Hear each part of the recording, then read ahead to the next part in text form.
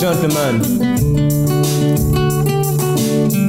Natural et Sam, ou deux univers musicaux différents, le hip-hop et la rumba. Voilà. Rien que pour vous sur ce jam. Listen, make music. I love to hear the story again and again. Je me rappelle à l'époque qu'on nous prenait pour des dingues, baguilles sous les fesses.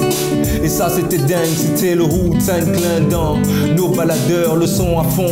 On se gérait dans nos bas-fonds à base de freestyle, le cœur plein d'amour, plein d'humour. Les samedis chez Charlie, après-midi avec la rage dans le ventre vide. On se nourrissait de musique, tout ce qu'on voulait c'était se faire entendre. Passer à la radio, exposer nos jeux de mots, sortir la tête de l'eau, se faire remarquer du lot. Trop excité à écouter Tukilawana, Trokina. Le rap de cette époque de Mona Moussa, c'était le début du parcours de 4 bonhommes. Toi-même tu m'aimes, c'était l'entrée dans le game. Make music, yeah. For real, y'all. Make music. It's not easy, bro. Make music. Listen. Make music, check. For real, y'all. Je me souviens nos descentes à pied au cocotier, quittant la CI en passant par l'UOB avec Ikito et Sky, mes deux frérots, allant chez Double P développer quelques flows. Rebelle positif, peu mes titres enregistrés avec Natural Mystique qu'on l'a créé, histoire de rechercher le succès avec ce son. C'est Bouddha mystique, lexical mystique, natural monkey, naturel race, soldat de Jah. C'est comme tu vois toujours actif avec mon stylo, ma feuille et mon spliff aussi. Alors j'ai pris mon envol pour agrandir mon patrimoine culturel, guidé par la passion, génération, peur de rien. Pour exister, il faut se prendre en main, même si tu n'as rien. À qu'à rester en chien, sauf faire des shows, juste élever le niveau, donner du rap sans penser au cash flow. Toi-même tu know, ne jamais lâcher l'affaire. On rappe, on persévère. Make music. For real, y'all. For the new G, make music, yeah.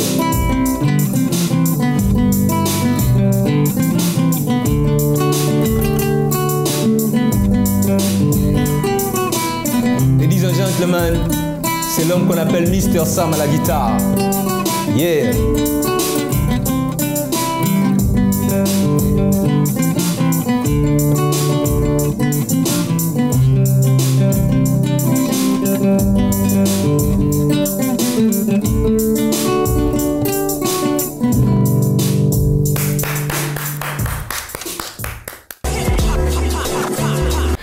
Bolo Batek, ladies and gentlemen, bienvenue dans l'Underground System, l'émission la plus underground du continent. Au microphone, c'est l'homme qu'on appelle Natural pour vous servir.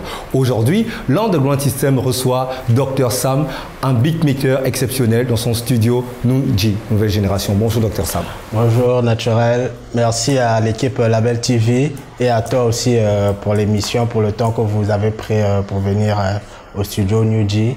Et on salue tous les téléspectateurs. Ah, c'est un plaisir pour moi de recevoir les hommes de l'ombre. Souvent, ce sont les chanteurs qui sont devant les projecteurs. Et aujourd'hui, je me suis dit non, on va faire honneur aux musiciens, aux beatmakers, à ceux qui sont un peu derrière. C'est très important. Ouais. Alors, tu peux te présenter aux téléspectateurs? Moi, c'est Dr Sam. Bon, Dr Sam d'Allusioniste, si on veut prendre tout. Mais à l'état civil, c'est Samuel, Kailou Samuel Thomas, pour ceux qui connaissent. Et je suis arrangeur, compositeur, bon, beatmaker aussi, si on veut. Je suis musicien, multi-instrumentiste et passionné de musique. Alors, qu'est-ce qui t'a amené à tout ça, cet univers musical? Quel est ton premier contact avec la musique? Raconte-nous un peu. Bon, moi, mon premier contact avec la musique, je veux dire, c'est un peu depuis le bas âge. Parce que j'ai grandi dans une famille maternelle musicienne. Chez nous, tout le monde est musicien. Donc, j'ai baigné dans ces eaux-là. Et après, quand... bon, ça, c'était juste par passion. Mais après, quand je suis venu à Dakar, on sait, le virus a encore repiqué. Je suis rentré là maintenant, au lieu de partir vers le chant, moi je me suis plus intéressé à la technique de la musique. Alors d'accord, bien sûr que tu as grandi, comme tu l'expliques, dans une famille musicale, bien sûr vous êtes congolais, oui, et on sait que le Congo c'est vraiment regorge vraiment ce rythme rumba, que tout le monde entier apprécie. Ça a été un peu ça vos influences? Oui, J'ai grandi dans la rumba et un peu de la musique ivoirienne à notre époque. On écoutait du Zouglou au Congo, mais c'était plus la rumba. Donc chez moi, chaque dimanche, le vieux il se levait, il mettait la musique pour égayer un peu la journée du dimanche. Donc c'est avec cette musique que j'ai grandi. Et c'était quel genre de musicien que tu écoutais? Franco Oui, à l'époque c'était Franco. Taboulé Rochero. Voilà, Taboulé Rochero, Pépé Calais, Grand Calais, tout ce monde-là. Et un peu aussi de la musique ouest-africaine. Bon, ouest-africaine, c'était plus la musique zouglou ivoirienne, les garagistes, Magic System et un peu de coupé décalé. Au début, là, autant de Jonathan, Doug Saga, oui. Et lorsqu'on écoute ta musique, on a l'impression qu'elle est plus éclectique, c'est-à-dire qu'elle est plus, il y a beaucoup d'influences.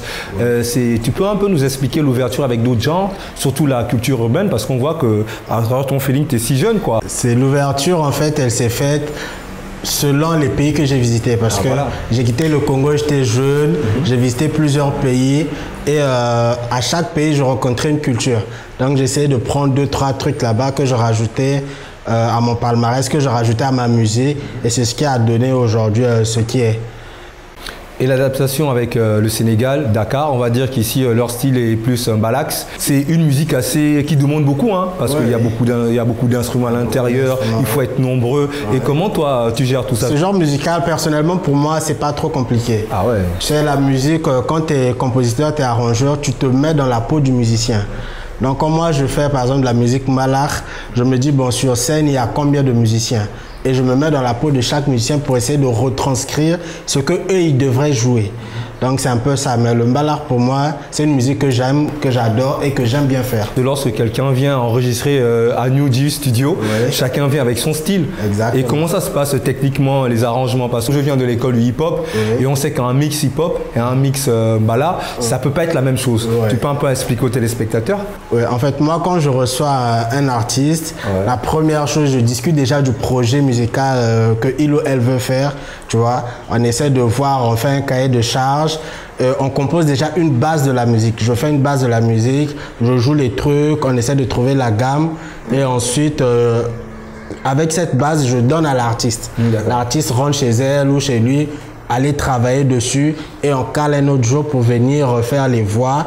Et après les voix, moi maintenant, je fais l'arrangement, je fais la structure, je fais les ajouts, je fais le mix, le master et le produit ça. Et c'est parce que tu écoutes beaucoup d'autres producteurs ou juste tu te limites à ta connaissance à toi? Non, j'écoute des gens, Bon, pas des gens particuliers, mais j'écoute tout le monde. J'écoute les musiques urbaines, les musiques de l'extérieur, toutes les musiques et j'essaie de prendre quelques trucs à gauche, à droite pour mélanger de mes instruments. Il n'y a pas un concepteur musical particulier en qui tu as plus d'affection? Si, il y a des arrangeurs africains que j'affectionne. Il y a notamment Manu Lima.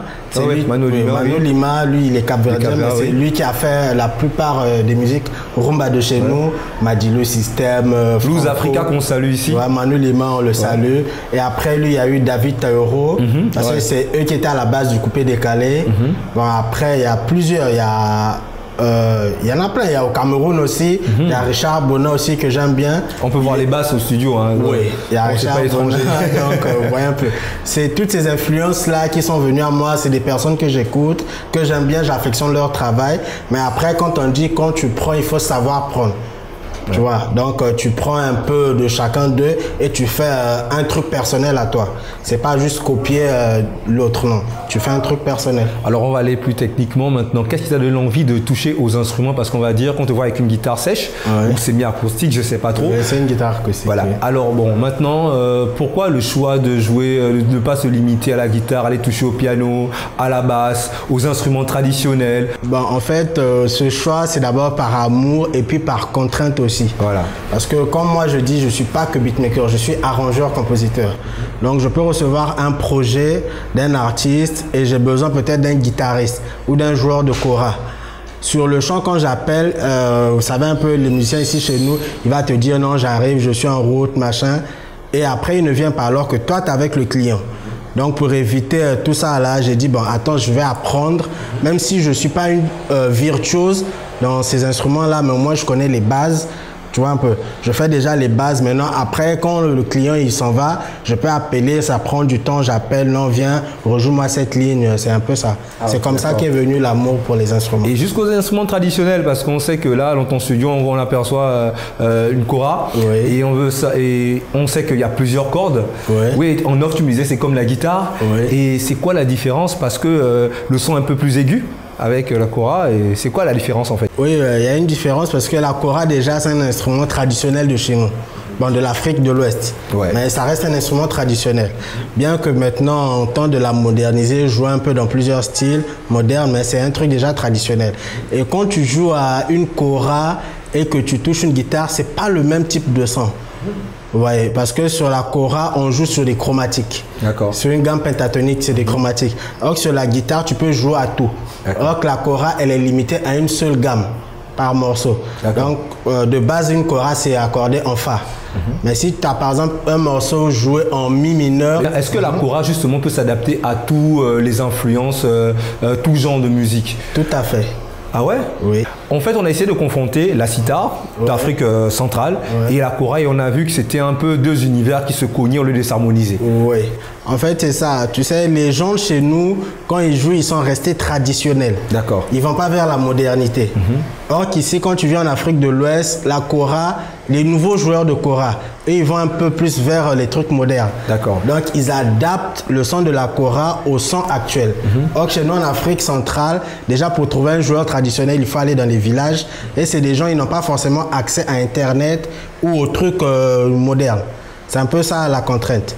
Mais la kora, on peut la jouer dans toutes les musiques. Comme les instruments de chez nous, c'est de l'Afrique centrale, on peut les jouer dans toutes les musiques, mais il faudra avoir déjà la connaissance. Tu vois, par exemple, une note, comment quitter peut-être d'une note do à une note sol. Vous voyez un peu. Donc c'est un peu ça qu'il faudra travailler encore chez nous.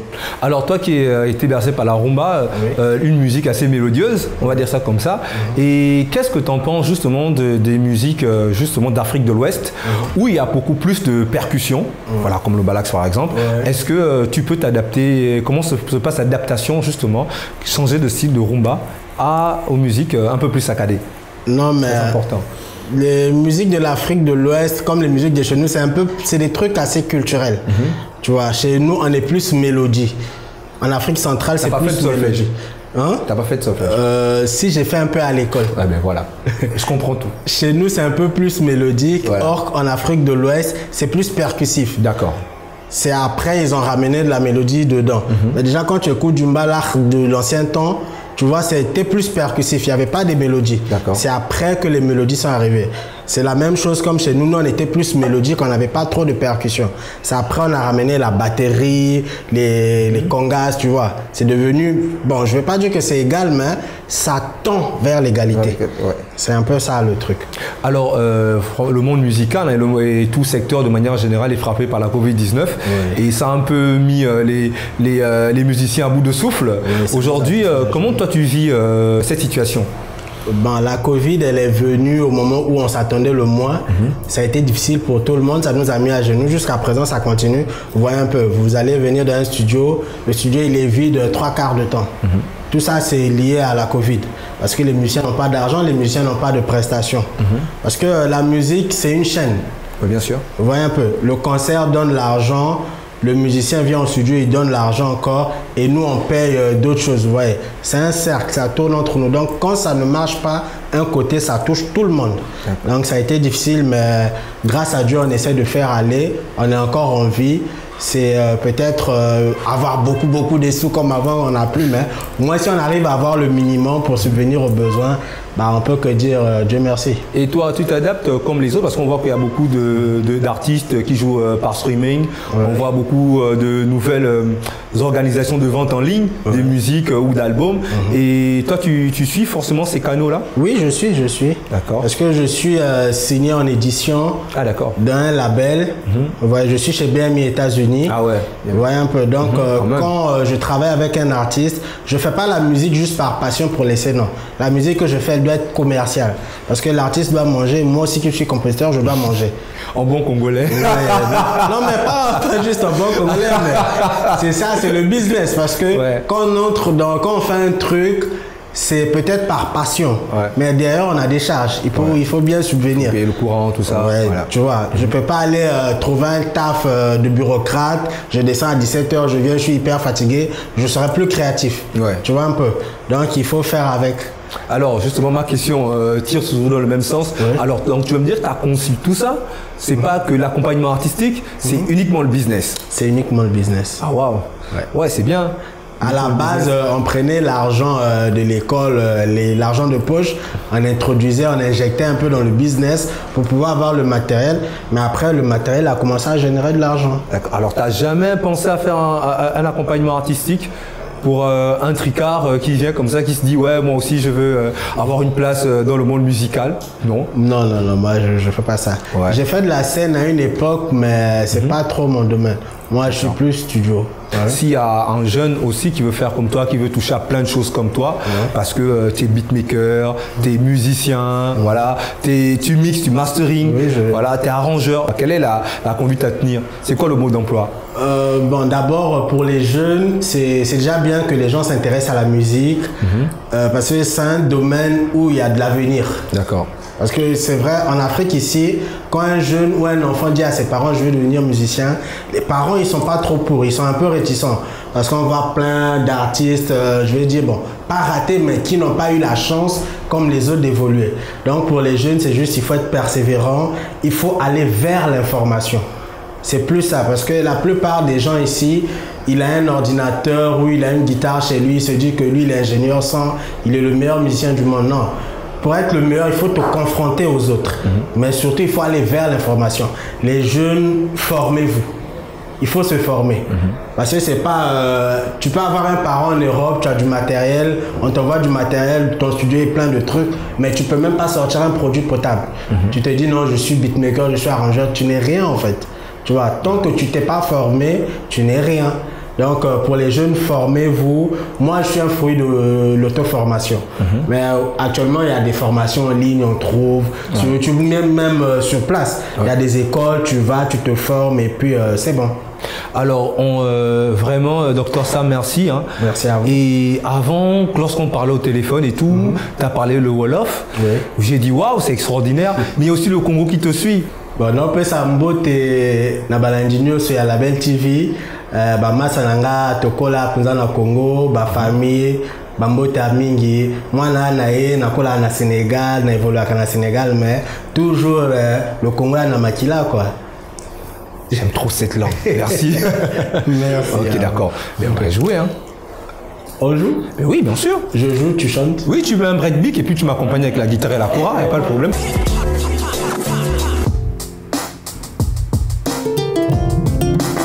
Ladies and gentlemen, celle-ci, c'est un morceau qui parle d'amour. Yeah.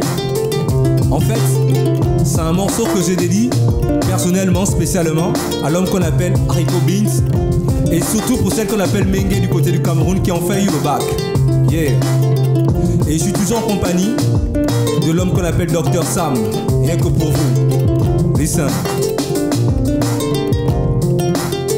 Yo, t'es mon étoile au caramel qui me touche dans le cœur. J'espère toucher le ciel avec toi dans le bonheur. Sentir ta chaleur, je t'assure, c'est ce que je désire. Stopper mes délires, pour toi j'ai pas le choix. T'es si naturel, bien réel, t'es ma muse. Que sortir avec d'autres, je t'assure que je refuse. Ne sois pas confuse, t'es unique dans ton genre. Ton joli sourire, je t'affirme que t'es mon genre. J'imagine ma vie qu'avec toi seulement. Face to face dans notre appartement. C'est vrai que je délire et je plane carrément. Il en vaut la peine, ça me fait vivre en ce moment. Il faut absolument qu'on entretienne notre amour. I love you so much, this is the get to love. Love, love, love, baby, I love you. Juste pour te dire que je t'aime comme un fou. Listen, I love you. I can't live without you. I love you. Listen, I can't live without you. Yeah. pas ce genre de fille qui brille après minuit, qui cherche la vie horriblement dans ce pays. Toi tu te respectes, en plus t'en as dans la tête. Je serai toujours et toujours à ta conquête, après à tes côtés pour fonder une famille, avoir des enfants et chanter, vivre la vie. Voilà pourquoi je prie souvent, jour et nuit, pour qu'on ait une belle histoire, façon dernier cri. Tant pis pour les jaloux et les jalouses ici-bas. On se bat pour notre amour, c'est comme si, c'est comme ça. L'amour véritable que je cherche depuis qu'Allah est dans tes bras. Mingue au caramel, la music, check. I can't live without you. I love you. I can't live without you.